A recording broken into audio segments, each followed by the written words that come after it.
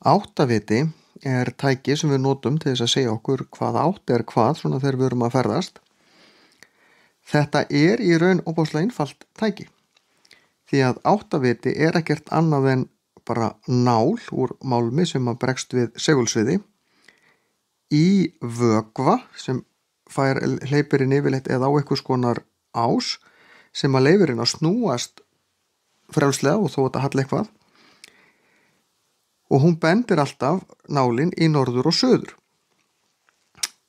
Síðan, og ef að norður er upp þá er söður niður, vestur til vinstri og austur til hægri.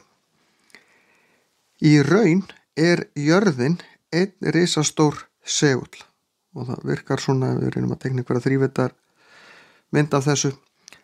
Þetta togar nálin alltaf upp eða niður.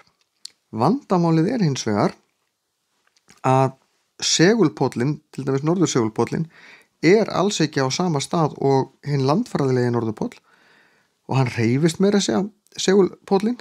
Hann er núna einhvers staðar í norður Kanada.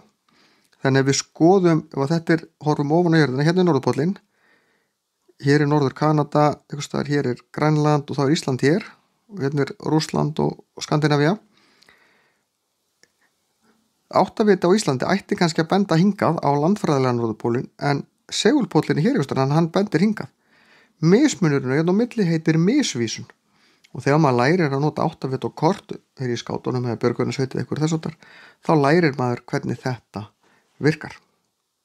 Hvernig maður gerir ráð fyrir eða leiðréttir fyrir þessari misvísun. Hún er mismikil eftir hvar við erum, til dæmis eitthvað sem að býr hér, þá er engin misvísun því að þetta er sama áttin. En sá sem að býr hér, þá er þetta rosalega mikill munur. Þannig að fyrir eftir hvar við erum, hvað misvísunin er mikil og það er að fletta því bara upp. Hver misvísunin er eftir því hvar í heiminum við erum, en fyrir Ísland erum við að vinna yfirleitt með bara sömu misvísun.